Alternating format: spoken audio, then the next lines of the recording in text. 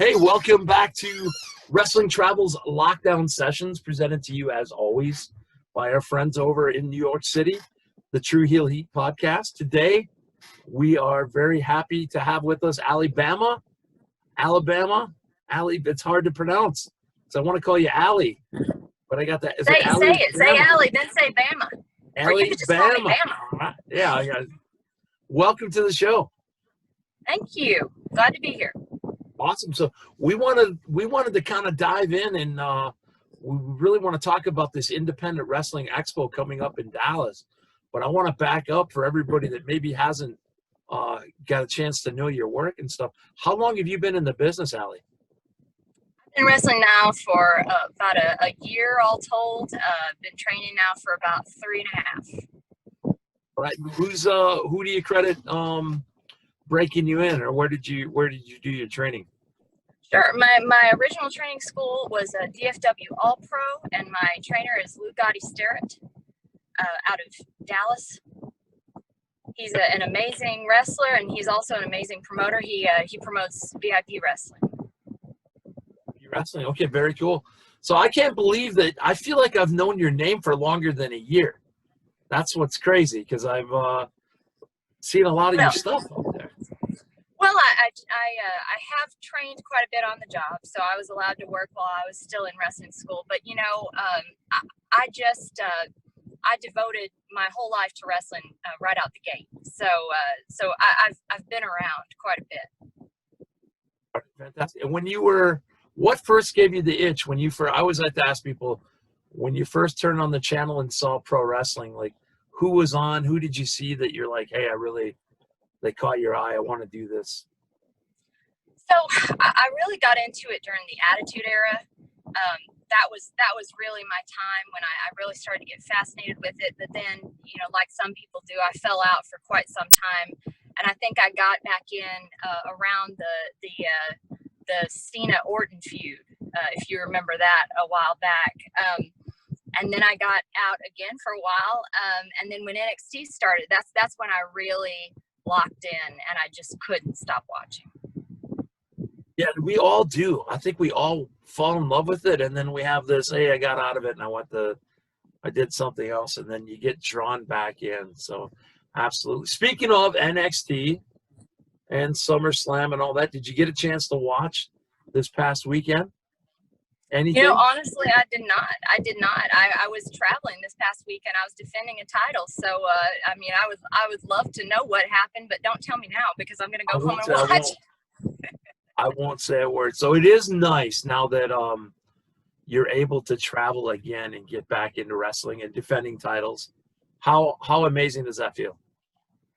It's absolutely amazing. It's kind of like learning to ride a bike again, but it just comes naturally, once you're out there.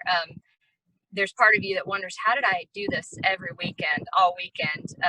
But those muscles come back, and all of a sudden you're just back in it. I've had bookings every weekend in August, so it's been great. That's awesome. What did you do I started the show, the lockdown sessions, because I wanted to try to help people out, get their names out during the time when we couldn't wrestle. What did you do to stay sane during I know we're still in a pandemic, but during the time when we couldn't do anything? Well, I worked out in my home. As workers will tell you, I healed my body. I just, after the devastation kind of washed over me, I took the time to think, all right, this is our time to heal. This is our time to really rest. But I trained a lot, as much as I could. And there were several really big promo battles out of Dallas. So I participated in quite a few of those. That's what I was going to ask about, like Facebook promo battles, because I know doing the promo battles in the bathroom mirror gets old after months. Yeah. So those were cool. Those are some awesome things. Up here in Wisconsin, there was a few that were done too that were, really good for the wrestlers, but for the fans to just kind of interact and stuff too. So how did you do in the promo battles? I did all right. Oddly enough, there was girl down here, Vert Vixen, I was battling with pretty extensively, and she did end up taking the win in the end. But you know what? I defended my title against her on Saturday, and I brought it home. So revenge is. There we go. Because I was going to ask. Because the cool thing I thought about it was where some of the promo battles were bringing people from state to state that never met each other, and I'm like, man, I hope some of these promo battles become matches. And there you go. There's a really good example. Some of them did. That's very true. You know, and that was another thing during the pandemic. You know, there were a lot of free seminars offered, and a lot of wrestling schools kind of opened up their doors via Zoom meetings. So there was so much to learn during the pandemic. You just had to look. Right. We were very lucky. We are sponsoring the Independent Wrestling Expo in Dallas. And on August 7th, we sponsored Warrior Wrestling up here in Chicago. The cool thing about Warrior Wrestling, we had 500 people there, socially distanced, and everything done well. And even Tony Khan from AEW said he's taken a page from Warrior Wrestling's playbook, and they're going to start to allow fans back. Tell me what the energy is like when you first got back out there in front of fans. Well, it did take a while. At the beginning of August, you know, I did have one show with fans a little bit earlier than August, but it was about you know, maybe 10 people. You know, that was just how we had to play it because of the number of workers that were there. So it was a little bizarre. But I just had my first show in front of fans very recently, and the energy is just completely different. It taped matches can't match it. Right, the energy from the crowd, the energy from the workers. That's something I'm looking forward to. I wish I was making it down this weekend to Dallas, but I am going to watch it on a live streaming platform whenever that is announced. But how excited are you for this huge weekend coming up in Dallas? I'm amazingly excited, and in a lot of ways, you know, I always tell people who are training, you know, soon you're going to know all of these wrestlers. And that's how I feel. I've been on shows with so many of these people, and it feels like a reunion. Just to see everybody again, and all of these fans out of Dallas. There's so many of them that have not been able to be at shows in so long. So it's just going to be such a happy reunion, and it's going to be a real challenging weekend. And I keep saying it's like 5 days of stuff stuffed into 2 days. There's 3 separate match times or events, really, wrestling events. But then the whole other side of this is that fan expo and the chance to be socially distanced, but to interact with fans, sign some autographs, sell some merchandise. That's got to be, and I'm just repeating over and over how exciting it's going to be. But you have the match that I know of right now. You're in with 3 other prominent wrestlers: Jordan Grace, Erica Torres, and Christy Janes. Have you been in the ring with any of these 3 before? You know, I have been in the ring with Erica Torres, and she is absolutely amazing. She's a powerhouse.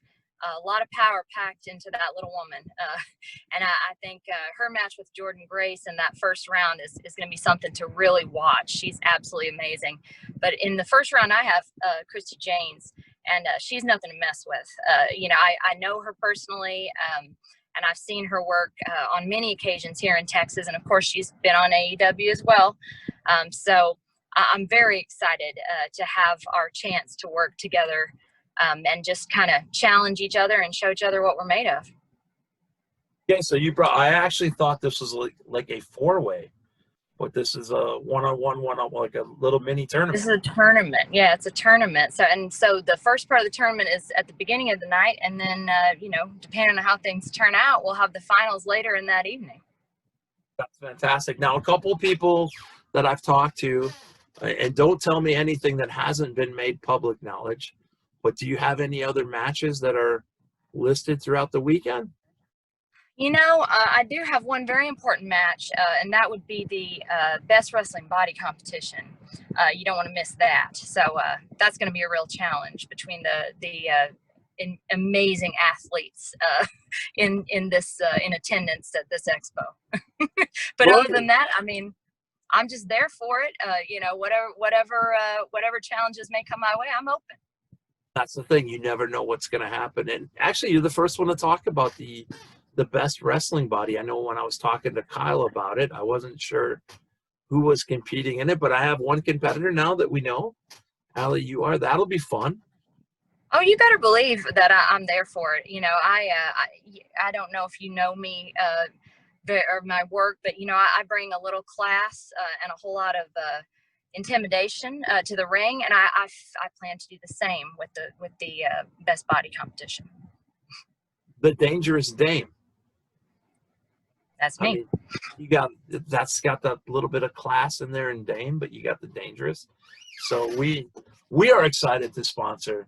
We come all the way from the United Kingdom. We bring fans from all over the world to their favorite wrestling events. We get their flight, we get their hotel, we get their tickets. What I want to know, in your very, very young career, where are some of the places that you've traveled with wrestling? Have you gotten to branch out too much? Oh, definitely. What are Definitely. Where have you been? Now, what are some great cities? Texas itself is huge. So that alone is like traveling to another state. And I've been all over Texas, but Tennessee, Arkansas, Kansas, Minnesota. I'm the hardcore champion up in Minnesota at Kickstart My Heart Wrestling. I love it there. Many other states that I'm not thinking of the names of right now. My goodness, we've just been in cars and planes for hours and hours over the last year, and I'm just working hard on making a name for myself. I'm glad it's working out. Now, are you Texas born and raised? Oh, I actually am from Ali Bama. Okay, well, so I was just wondering. Okay, great. And but I've been in Texas for a long time, so I feel like I'm equal parts Alabama citizen and Texas citizen. I always like to ask people from Texas. I always try to ask a Von Erich question. So since you claim dual citizenship, what do you go back and watch a lot of the Von Erich stuff, or what do the Von Erichs mean to Texas? I mean, there's not a single place that you'll go that you don't hear people talking about the Von Erichs, Sportatorium, all of that classic era. I know, the Von Erichs, the younger boys are still wrestling. VIP Wrestling had them out several times, and I've gotten to see them work, and it's just amazing what a family business wrestling is, and how many second, third generation wrestlers we have, especially down here in Texas. And I want to be respectful of your time, so I'm going to ask you a couple more questions, but my next one's going to be the hardest question. Texas wrestling, if you had to pick a Mount Rushmore of wrestlers out of Texas, who would be on that Mount Rushmore? And I always tell everybody, if you pick a Von Erich, you get the entire family for one of your Mount Rushmores. You don't have to pick the Von Erichs, but to you, and I always think it's a harder question asking it of Texas, because when you start to think of wrestlers coming out of Texas, there is so many all-time greats, and that's why I think it's a tough question. So if you can give it a try for us. It's incredibly hard. How many wrestlers do I get? Do I get 4 wrestlers? You get 4 wrestlers. Okay. I just have to say one of my favorite areas to wrestle in is Austin. And when I got into indie wrestling, not any TV, but indie wrestling, I had some wrestlers who I've had the pleasure to work shows with that I think are amazing. So I'm going to go against the grain, and I'm going to choose some wrestlers that are pretty recent wrestlers. So if I had to choose, I would say ACH belongs there. I would say Ricky Starks. I think Alley Cat would belong on that Mount Rushmore. And I feel like I'm just going to say for the 4th, all the other faces that belong there. That way I won't forget anybody. You know what? And we've asked people before, like your Mount Rushmore of wrestling, just in general. But I feel like when you narrow it down to someplace like Texas, it's like, man, now you're really being very specific and leaving stuff off. So those are great names. That's fantastic. And you've included everyone. You're the only one. Keith Lee. Keith Lee, yes. We're going to start yelling more names now. Well, you got them included in everyone. My final question for you, Ali, is the most important question I ask. For the fans that are watching this from around the world, where can we follow you? What are your social medias? How can we keep up with your career? And most importantly, how can we buy some Ali Bama merch? Beautiful. Well, I'm on Pro Wrestling Tees under the Dangerous Dame, and that's really mostly what I go by nowadays, the Dangerous Dame. You know, everybody knows me for my hardcore work, so that's kind of, I mean, I'm most dangerous when I'm called the Dangerous Dame. So I'm on Pro Wrestling Tees as the Dangerous Dame. I'm on Instagram as the Dangerous Dame. You can find me there, and I'm on Facebook. I don't do all that Twitter stuff. I know that sounds weird, but I'm just, you know, that's not long enough text to be dangerous enough for me. So I don't do that as much.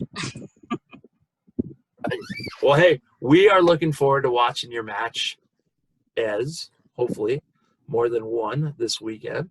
First round finals. So at Wrestling Travel, we can't thank you enough for joining us today. And we hopefully will catch up with you later on down the road. Absolutely. Thank you so much for having me. Thank you.